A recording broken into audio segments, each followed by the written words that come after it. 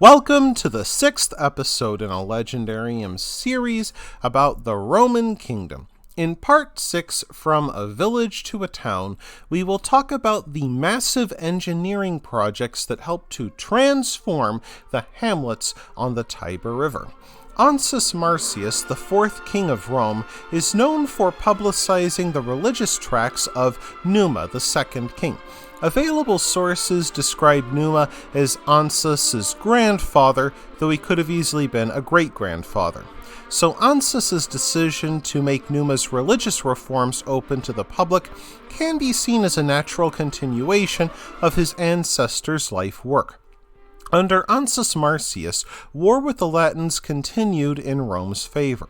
Yet during the years in which Ancus is said to have reigned, the Romans began building a lot. Legend credited Ancus Marcius with these construction projects, and whether or not Ancus Marcius actually lived, they did take place during his supposed reign. Ostia arguably began Rome's history as a commercial power. The coastal community began as a small settlement of indigenous Italic peoples around the 14th century BC. Salt marshes to its immediate east allowed local traders to extract salt, a commodity vital for both preserving foodstuffs and human life. Roman tradition has it that Ancus Marcius founded Ostia as a colony during the late 7th century BC, a date supported by Livy, who names a founding date of 620 BC. This can be taken as an example of Roman self-aggrandizement. A city did not exist until they founded it, even if it existed for hundreds of years prior. However, King Ancus Marcius did much more. Until then, a man could cross the Tiber River either by taking a ferry or driving a vehicle across a nearby ford.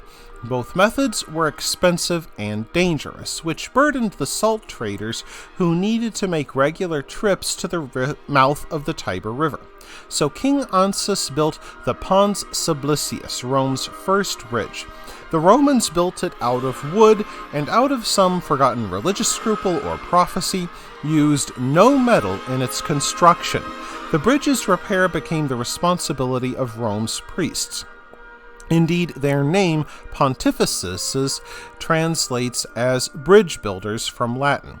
As with the other legendary kings, we do not know for certain if Ancus lived, yet during his supposed reign, Rome transformed from a collection of wattle and post villages into a proper town. During the 8th century, the marshy valley beneath the Palatine Hill served as Rome's market, housing a few tables and carts. Yet during the mid-7th century, the Romans demolished a few huts, imported infill to level the ground, and laid a beaten floor. This became Rome's first public square, the Forum. Brightly colored shrines and temples also began to appear, along with an official residence for the king, who previously lived in his family hut. Additionally, Rome began work on the Great Drain, or the Cloaca Maxima. Originally, the Romans built the Cloaca Maxima as an open drainage system that emptied nearby marshlands and took storm water from the city to the Tiber River. Yet people still emptied their bladders and bowels into outdoor latrines, which sometimes flooded into the streets after slashing rainstorms. The task of emptying privies, and occasionally the streets, fell to gong farmers, unfortunate men who shoveled pits and muddy lanes clear of dung, then trundled their fetid cargoes to the countryside to sell to farmers as fertilizer. Much later, around the 3rd century BC, Romans covered the open drain and expanded the system to remove waste from latrines and public baths. Pliny the Elder, writing 700 years later, observed, "Sometimes water from the Tiber flows backwards and makes its way up the sewers. Then the powerful flood waters clash head-on in the confined space, but the unyielding structure holds firm." Rome, which had begun as a collection of hamlets, was now a town that ruled a swath of Italian countryside. Yet to the north, A more ancient and grander civilization already founded many such towns. Later Romans liked to use the supposedly decadent and despotic Etruscans as a foil for their own virtuous ancestors.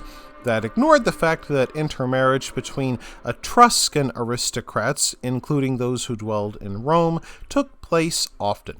It also overlooked the fact that some of Rome's leading families, through marriage or migration, traced their roots to Etruria. Indeed, in a time when reputation and wealth mattered more than pedigrees or birthplace, kings could well be elected to rule states other than those of their birth. Legend thus attributes the city's fifth king as being from Tarquinia, one of the Etruscan cities to the north.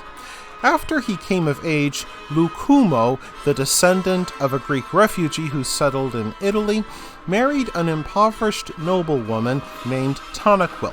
Proud Tanaquil grew unhappy with her new husband, Lucumo, not with her husband as a man, but with his social status, for as the son of a foreigner, he would always be regarded as lesser to Etruscan aristocrats. Tanaquil did not want the other Etruscan nobles looking down their noses at her, so she persuaded her husband that they could better their fortunes if they moved to a new city like Rome, where people did not measure a man's worth by genealogy. There, he would change his name to Lucius Tarquinius Priscus, or Lucius the Elder. While traveling to Rome in a covered wagon, Priscus and his wife Tanaquil camped near the new bridge on the Janiculum Hill. An eagle hovered above them and dove down, plucking off Priscus's cap. The bird then soared into the sky and placed the cap back on Priscus's head. Tanaquil, a famed interpreter of omens, believed this to be a sign that her husband would achieve greatness in Rome. Will he succeed? We'll find out in the next episode. I hope you enjoyed this installment of the Legendarium. If you did, press like. If you want to see more, press subscribe. And if you've got anything to say, let me know in the comments section.